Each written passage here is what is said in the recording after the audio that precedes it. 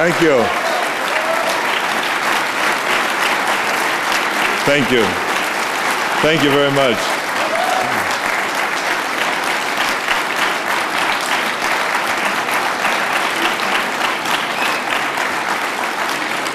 Thank you. Thank you very much. And Steve, thank you very much for pumping me up like that. I always thought that I need weights to pump up, but man, you did a better job than weights could do. I mean, thank you for that pump. I feel good now. I feel all powerful with all this great build-up. But thank you very much, and thank you also for the great job you're doing. You're really doing a spectacular job, and we're very proud of you. Give him a big hand. Well, good evening, everybody, and let me just say to you that how happy I am that I'm with my Republican friends here. And it's always great to come back to the convention and to talk to you. And just want to say thank you to so many people that are here today. First of all, I want to say thank you very much to Governor Perry and Governor Christ, who came all the way out here and be here. Thank you. Give them a big hand.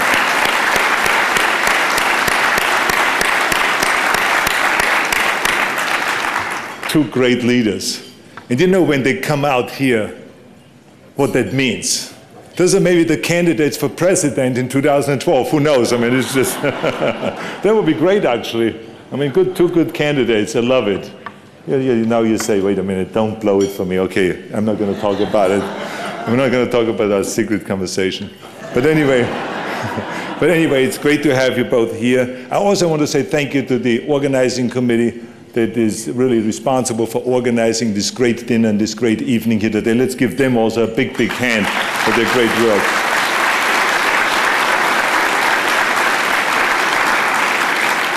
And I also want to say thank you to Ron Nuring for being such an extraordinary person, feeling so passionate about the Republican Party, and of course for all the great work that he is doing for the party, and for having such a great relationship and working so closely with me. So thank you very much, Ron, for your great work. A big hand to Ron. And then I also want to say thank you very much to Mike Valines and to Dick Ackerman for their great leadership.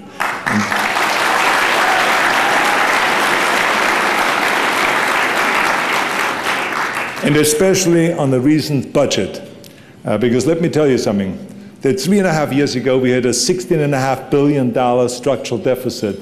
Today we have zero because of those two gentlemen. So big, big, big hand to them. And on top of that, we are fully funding education, and we are fully funding public safety, and we are paying down our debt, and for the 4th year in a row, we are not raising taxes. So I think this is quite an accomplishment.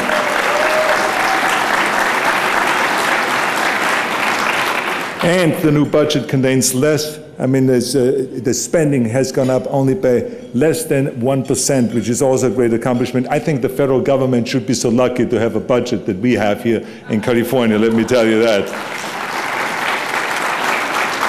And of course, I also want to thank the thousands of volunteers who are making our party really possible. So a big hand also to all of our volunteers.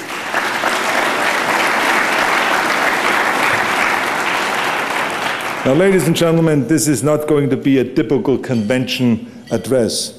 I did not come here with a bunch of applause lines, but instead I came here with some concerns about our party, and some hopes, of course, too. There is no better place, of course, to raise them than right here at this convention. Because the people that are in this room love the Republican Party, because otherwise you wouldn't be here. Since I know that you want our party to flourish and to be the best, this allows me to speak frankly about how we can make it stronger and how we can ensure that it is not relegated to the margins of California's political life. I know there are some of you who now think, well, who is Arnold to talk about Republicans? I mean, he's not really a true Republican. Well, let me tell you something, that I've been a Republican since Richard Nixon. And I've been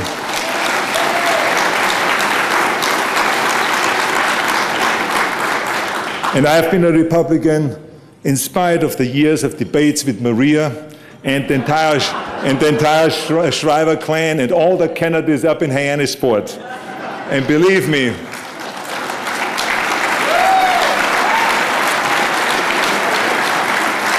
it would have been much easier to abandon my Republican identity years ago. but I did not, because I love the Republican Party. Being a Republican is very important to me.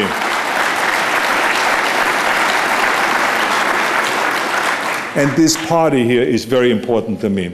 And I am proud to be a member of the party of Abraham Lincoln, who righted the greatest moral injustice in this nation's history. The party of Teddy Roosevelt, the enthusiastic reformer and conservationist. And I'm proud to be a member of the party of Ronald Reagan, the pragmatic conservative who reached out and captured the political center and won 49 out of 50 states in 1984.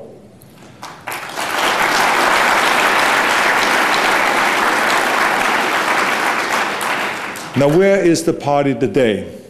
In California, as you know, our party is losing numbers. An astonishing 30 of 32 Republican Assembly districts lost registered Republicans this year. Since 2005, we have lost 370,000 registered voters, all Republicans. And in just the last 8 months alone, our numbers have declined by 120,000. In movie terms, we would say we are dying at the box office. We are not filling the seats. Now, while the number of California Republicans has been declining, the number of independents has been growing. They may well outnumber both of the parties in just 20 years. So who are these people? According to the Public Policy Institute, 70% of independents own their own homes. Most are graduates with incomes of more than $60,000. They're younger and more likely to be employed than members of either majority party. They describe themselves as moderates.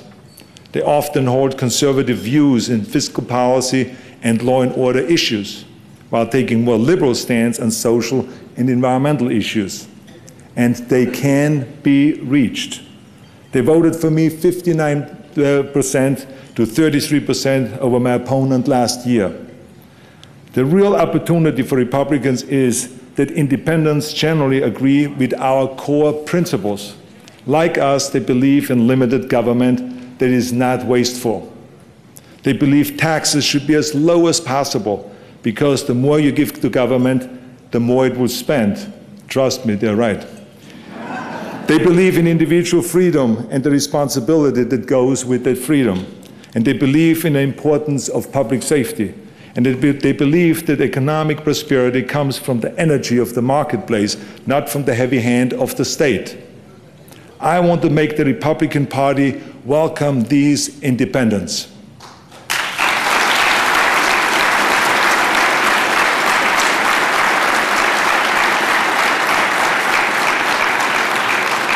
Now, the reason why I'm mentioning this is because there were some Republicans who had proposed that we should not allow independents to vote in our Republican primaries. What kind of a sense would that make? I mean, the Democrats have already made it clear that they welcome the independents to their primary. I think that we should welcome them as well.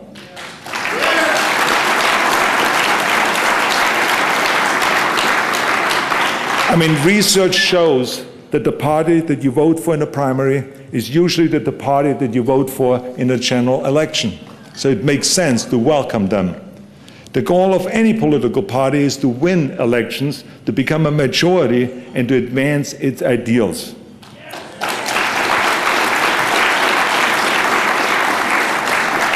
Now, how do we succeed in that? By being inclusive, by including, not excluding, by being open to new ideas, not rejecting them out of hand, and by expanding into the center, not falling back upon ourselves into a smaller and smaller corner. Our party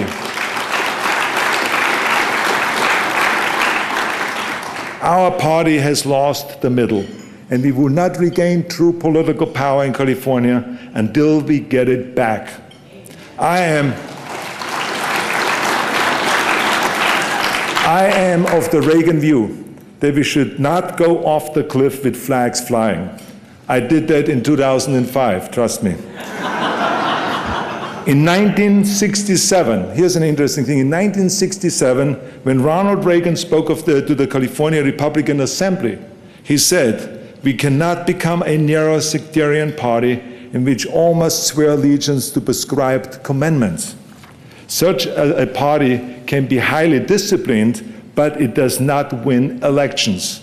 This kind of party soon disappears in a blaze of glorious defeat. That's what Ronald Reagan said in 1967. Think about that. So in business, of course, it's the same. In business, if you lose the market share, you do something about it. But I wonder if we have been so beaten down by our minority status that we've developed a bunker mentality. I wonder if we've come to believe that our only remaining power is to say no. This very savvy audience here today understands that saying no is not the basis for a healthy political party. We need to address, and I repeat, we need to address the issues that even registered Republicans are urging us to address. According to the polls, nearly three-quarters of our own party supports the global warming bill that I signed last year. They want this party to do something more about climate change than simply doubt it. If it is the party's policy, if it is the policy of the Republican Party to ignore the great majority of the world's scientists and ignore the view of the 80–90% of the young people who believe the same, then that party is at odds with the future. The Republican Party needs, once again, to be the party of Teddy Roosevelt's conservationists.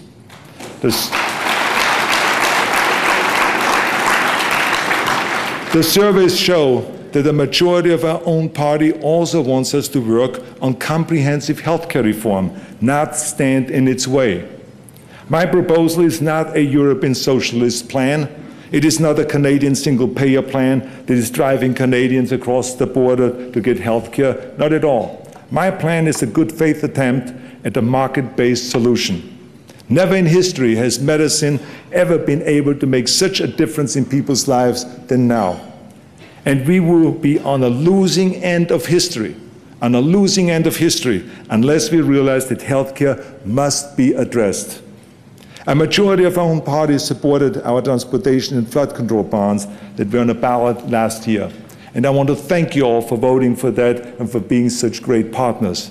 Yes, it is expensive, the infrastructure, and to rebuild California. But we cannot allow our levees to break as in New Orleans or our bridges to collapse as in Minneapolis. It should never happen here in our state.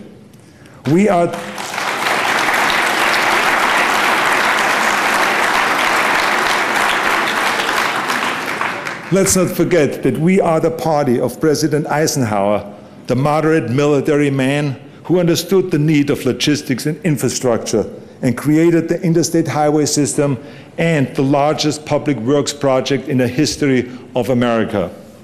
The majority of Republicans understand that we need to invest in our future.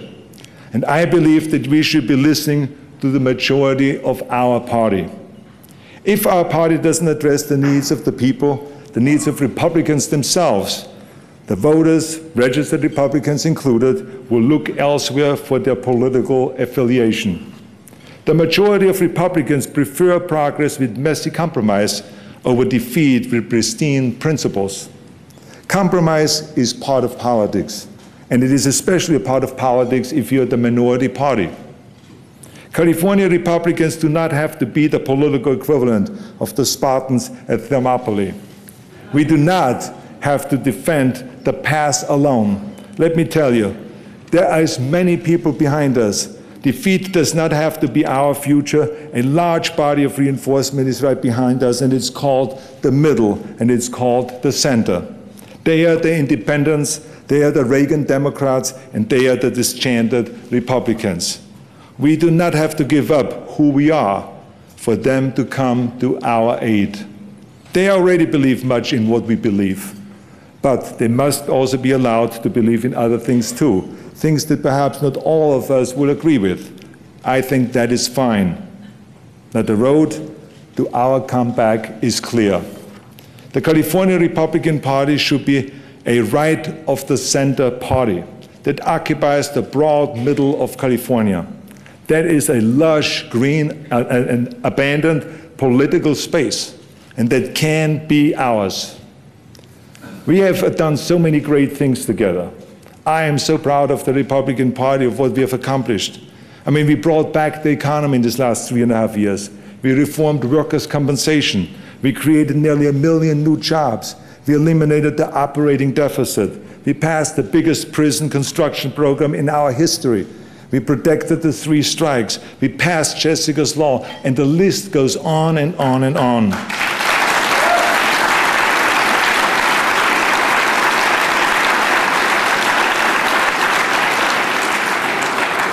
Ladies and gentlemen, let me close with this.